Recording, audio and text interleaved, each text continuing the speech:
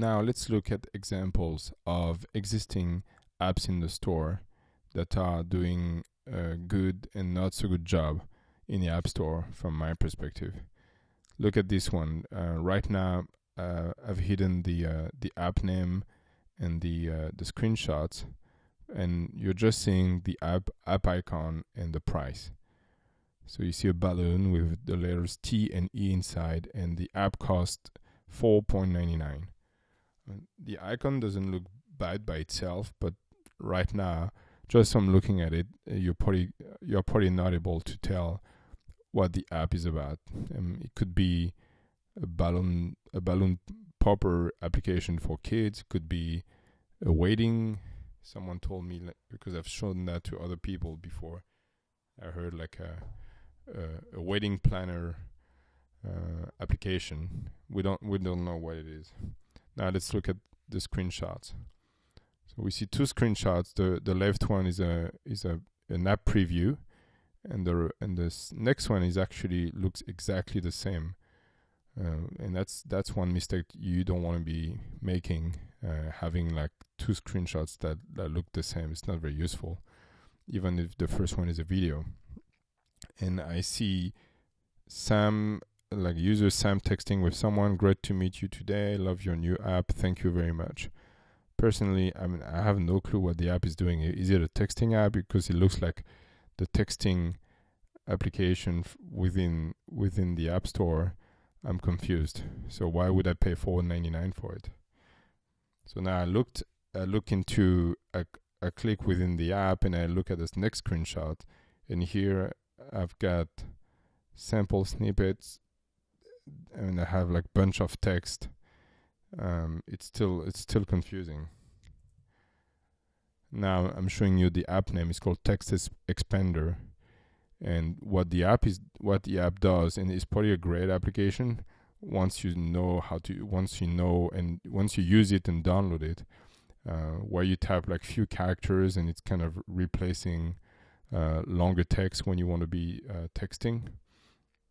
So it's a useful application, but from my perspective on the outside, especially on the first two screenshots, it doesn't tell what the app does inside, and personally, I'm not going to pay $4.99 without being sure what it does.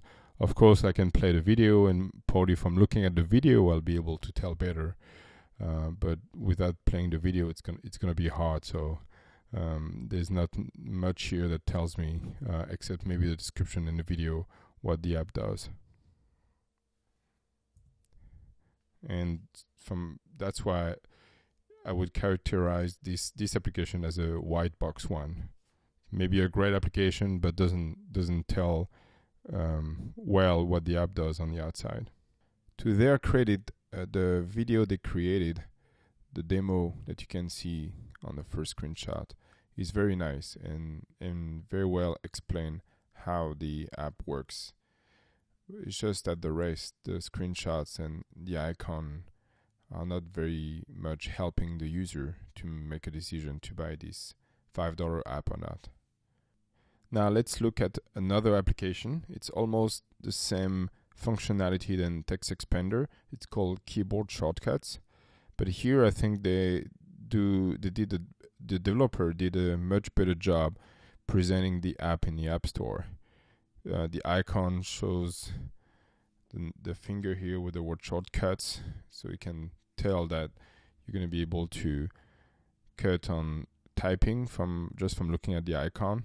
There's a video, but even the intro video is different from the second screenshot. It says keyboard shortcuts for iOS 8.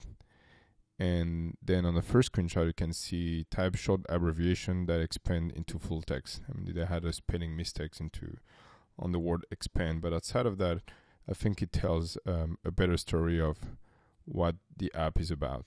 The third screenshot is choose from a list of preset shortcuts and create your own. So what they're doing here, even though it's the same functionality, it's a cheaper price, is telling the users why they should download the app, and they also have a preview that you can look at.